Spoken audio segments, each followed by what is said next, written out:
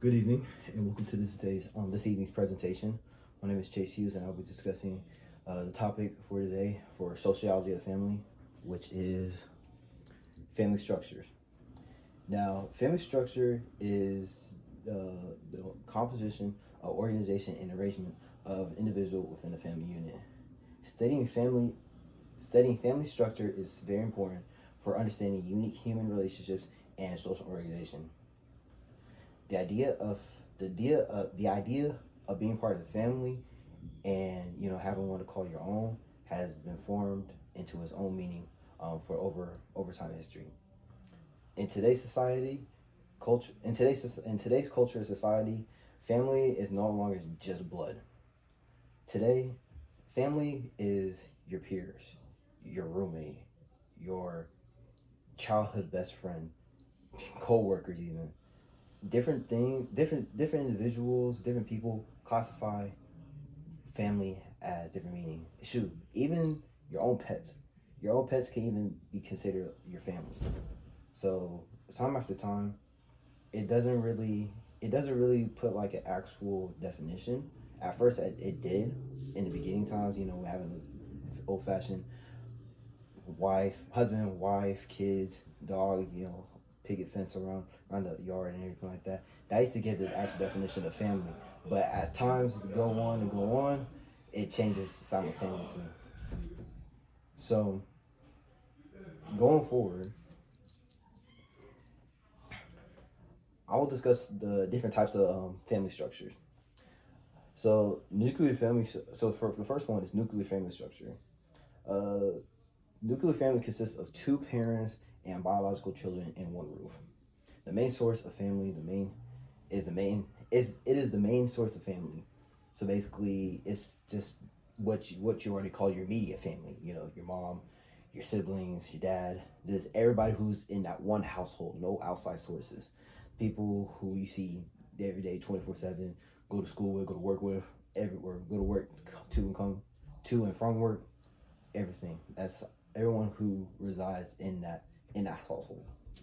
And then extended family consists not only your parents and children, but also consists of your grandparents, your aunt, your uncle, and cousins. So that's people that are outside your family, that are outside the household. So those are your extended family. They play the role of support and care from the outside source.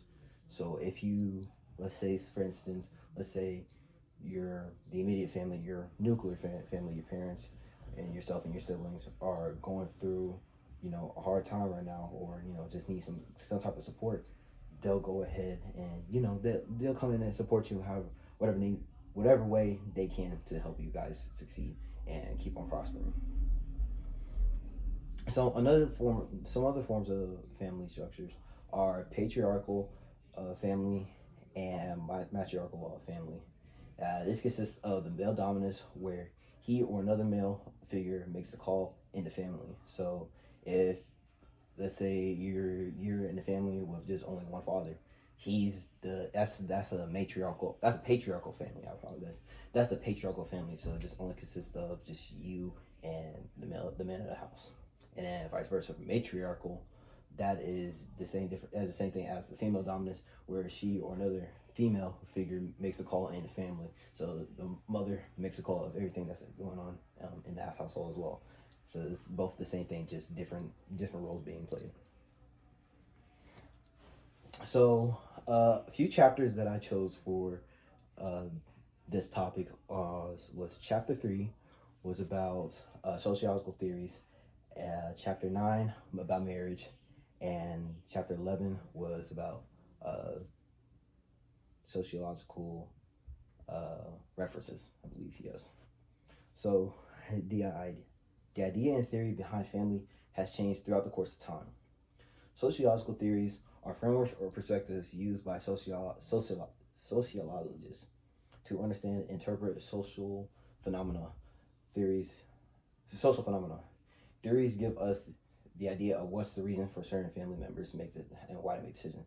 Now, another thing about family structures is not everybody really wants the big old happy family. Some people just want to, adopt a child and call that their family, or be with somebody, just one person in their life, and not have children for the rest of life. Childlessness, that is also considered a family structure, because they, even though they don't want a child in their life, they still consider themselves as, one family, and such forward.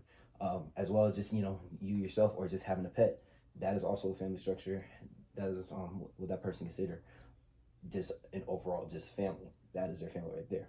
So this chapter right here goes deep into describing different theories on what reasons why people don't want why they don't want to have a big family, or what's the reason for them deciding what type of family they will like. So, and it goes deeper into the book, but these are just like little points that really caught my attention. So this idea is to understand how dynamics of family works, how either like in family work, in how family works, or how outside of family works, or how just the overall family, how just family works in general. Whether you want to have a family or you don't want to have a family, how this overall works. Families are fundamental social instructions that play key roles in socializing individuals. Families are fundamental social Families are fundamental social institutions that play key roles in socializing individuals' behaviors and providing support and care. So, some reasons why what I've read and what I personally do believe why people do not want such certain lifestyles like family wise is simply because of their background. So, for instance, let's say, like somebody comes from a family just hard on drugs and everything. That person right there do not wish to bring a life into that life, because even though they're not part of that lifestyle, but they're mostly surrounded that, and they don't feel comfortable or well enough to bring that another child or individual into that lifestyle. So some may defer from that lifestyle and just leave it where it is. Another reason is support and care. A lot of people do not get the support and necessary help they need to have a family. So, God, let's say a woman has a child before marriage, or has a child in college or anything, or high school, anything. She goes to her parents and tell them, "Hey, I'm pregnant. I'm about to have a child." Some parents do not allow that in their household. They say you can't have the child here, or if you have it, you must go somewhere else to have this child. You can't have it here. So that's another reason why they don't feel like they have the necessary support system in their life to want to have that child or have that family. So we gain inside look. Another part. So we gain inside look of how families act on a daily, as well as adapt to change, as well as study the reason. We gain inside look of how families act on the daily, as well as adapt to change. So this theory also goes into viewing on how families act on a day-to-day basis. So how they go to work, how they take the kids to school, how they operate finances, work, any little thing, how to how to handle sickness, anything, how to go through death in the family, how they all cope with it. Every single thing that this chapter discusses is a way to show how families operate. And another point is, as well as studies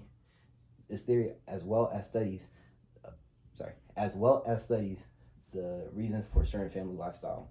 So it kind of dives deep into why certain families only want to live luxuriously, or why certain families live below the class or in the middle class. Different scenarios come about to show what are the reasons for this. So, and that's what I picked up from chapter 3, and I feel like this really correlated with family structure, because it actually shows like what different not status, but how different lifestyle determine if that individual actually wants a family structure, or actually wants to fulfill that actual family lifestyle that everybody so wants in their time. So the next chapter I chose is chapter 9, which discusses marriage. So instantly, marriage is a beautiful thing. It's a time where two people come together to be one to combine as one, and in time to form a family. Marriage holds families together, but tend to break. Marriages do tend to hold families together, but also tends to break it apart. The important for understanding marriage is to understand the dynamics, functions, and challenges of marriage and other long-term relationships, such as dating, long-distance dating, or just any sort of type.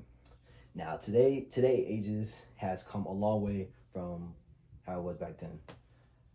In some cultures, some people go through arranged marriages, which is not higher up, but individuals in, let's say, in a woman's family decides to pick out her next husband, and it's maybe somebody that the woman doesn't want as a husband. Could be abusive or other things that the woman does not feel fit to be as as her husband, and not necessarily want to have a family with him. So that is one thing for marriage, is how it can break families apart. And everybody loves the idea of marriage. Some people do and some people don't, which is perfectly fine. But to those who think that marriage is going to be great and everything like that, some don't really understand like what all it takes for marriage. It takes sacrifices. It takes a lot of conversation, a lot of understanding. Even times where you may not understand what the person that is saying, but you still have to respect on what they're offering out onto the table. So, and a lot of people don't really get that or feel that. So, and it tends, at times when people don't really understand that or feel it, they will tend to just neglect everything that they stood for when they first got together in marriage, and break off the marriage in that moment. So that's one way for marriage to be part of this family structure, because a lot of people want that family lifestyle for marriage, but not necessarily want it though at the same time. If that makes sense.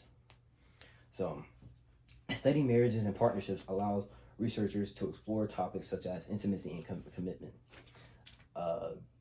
So also in relationships like dating, it also plays in a part of not understand, but of two individuals not really ready to commit in that full ongoing relationship, or have the fear of how life will be with marriage. So a lot of people will tend to say, oh, I'm married. I've been dating this individual for like 5+ years, and the person, another individual will ask, well, how come you guys haven't gotten married? You have been together this long, and the response is like, oh, either somebody's not ready for the marriage, or both of them just feel like that where the relationship is at right now is perfectly fine, and they feel like that's how they build their family. And it's different ways. Nobody has, it's never a peer pressure moment. It's just a mutual understanding between both people. So, and intimacy can tend to break or make or break a relationship or marriage. If the person lacks the intimacy, it could potentially break down that marriage or relationship. Or the person is just, if the making part is they start off the relationship with intimacy instead of getting to know that person. So it's just different ways that this can affect a relationship in the whole. So different reasons as well. Marriage also helps make family structures give it a true meaning. Like I said before, family structure is man, a woman, and kids, dogs. It brings it into a whole. And marriage is the exact definition of family structure. But as I said before, it's changed during the time. So instead of man and woman to be together, it's now man and man, woman, LGBT, the community of LGBTQ community has changed over time, as the world looks at it every single day. So different types of families are being formed. People who are gay tend to form their own family together as one, with adoption. Just things like that. So it's a new time for different ways for families to be made. But also other people may not want that type of family style. They just want the two individual in that lifestyle. So family structures reside mainly on marriage, but wholeheartedly. That's, as I said before, that marriage really surrounds family structure in a whole. Family structures also determine the likelihood of marriage, if marriage is a possibility for individuals. Like I said in the last slide, some people may not want to be married. Some people may not understand or may not comprehend the actual idea or the actual focus of marriage. So it's just things like that goes well with this chapter, and how well it goes well with family structure.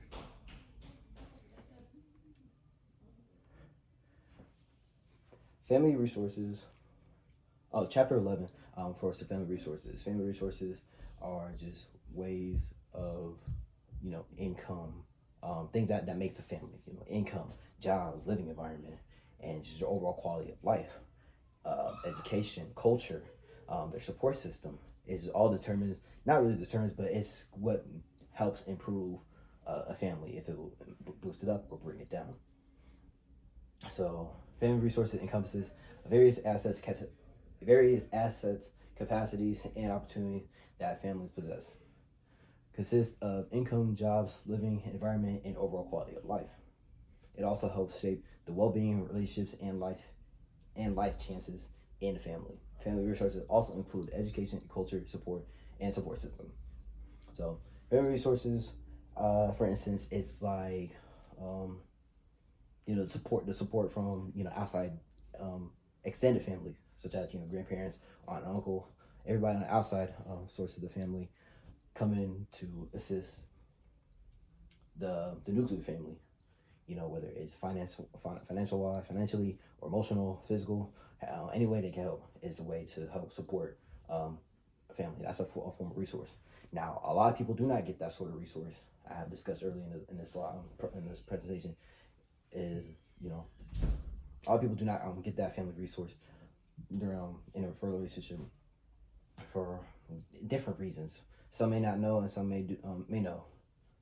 So other family members may not support the decision that they're making, or feel like that's not the best way to go with things. It just could be any possible reason. So that is one.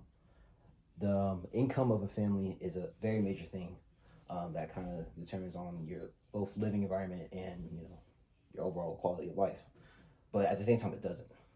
For overall quality of life, somebody could be a lower class, still have a not really lower class, but still have like a house, roof over their heads, foods on their plate, but not as much food, and still feel like they have everything they need in life. But all they need is just the people around them, their support system, or just their family, the support system, anything that really determines if their overall quality of life is to them is good or not. If they feel like they're okay how life is. It may struggle at times. They may struggle at times, but as long as they got the people who they want beside them, that's all they need. So, jobs as stated, jobs as well, determines of the income. Not sorry, determines how well family resources is as well, and as well as education. Because if you're getting an education of of a good school for your kids or for yourself, determines how well your family will prosper in time, or if they'll go under the status. So we're just gonna jump into some of the articles that I chose for this.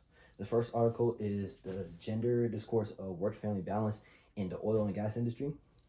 So this article basically discusses how life in the oil and gas industry was for both men and women, and that sometimes balancing work life and family life can be very stressful on both sides on both parts of the relationship of both all parts of the family, because you can have one parent that's at home doing all the work, take care of the kids, cleaning, cooking, and doing everything. You got one parent is over, trying to make money to provide for the family, to make sure house is stable and everything like that, and but can make sure that the house is stable and everything, and tend to I want to say neglect the family, but tend to not be in present with that family or with their family. So it can cause ups and downs at times with people, but it's a balance that they need to discover, as well as stated in here, is that work life and family life can be very complicated. Men and women both desire balance in their life. This article also introduces the deep conversation of the dominance of male workers and underrepresentation of women in various roles in the industry. This also means that women, through many lifetimes, throughout history, women have been overlooked and underlooked as working individuals, whether it is their quality of work, how they are judged by how their quality work is, or if they can able to get the job done, depending on like type of labor it is, and oftentimes they'll be underpaid because of who they are as a woman. So that's something that I really dove into this article about that. So, and then as stated before, the balance between men and women, often it can not teeter out, but it can bounce off each other. So oftentimes, it can majority of the time it be the man that makes the majority of the money, and the woman is home cooking, cleaning, taking care of the kids, picking them up from school, doing homework, and everything like that. And the man's just out working, working his behind off, getting the money together to protect, not protect, but to pay over the house, cars, provide food and everything like that. And either is too busy trying to make the money for the family, and just remember that your family's here to love and support you. So it's oftentimes that, and then vice versa for the woman. If the woman making more money than the man, or if he's like home, cooking, cleaning, all that, it can cause differentiation and struggles within the marriage and in the household itself as a whole. So the next article is the influence of family structure on delinquent behavior. So this one discusses, what is it like for how family structure can, affect a delinquent's behavior. So, for example, as stated in the slide as well, if parents go through a divorce, or it is an unexpected death in the family, or certain family members are having issues with one another, one decided to part ways from that family, and feel like they don't feel trusted within that family, can cause a youth's behavior. So they could cause them to lash out at school, not be able to do the work, get the work done, have bad behavior at home, act out in public. Many things could cause them to get into trouble outside of the house, or outside of school, or in school. Many things could cause them to get kicked out of school, especially. That is just it was one of me personally, I believe this is like one of the main most talked about things in school, or just for youth in general, is just not enough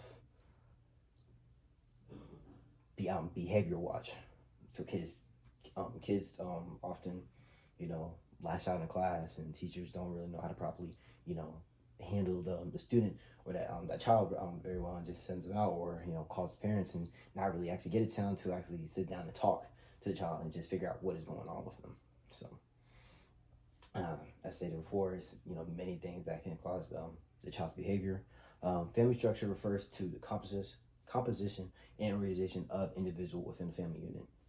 This article discusses how to understand how differently family structures influence delinquent behavior and outcomes. Families that go through hard times, such as divorces or unexpected family accidents, can have a major effect on youth.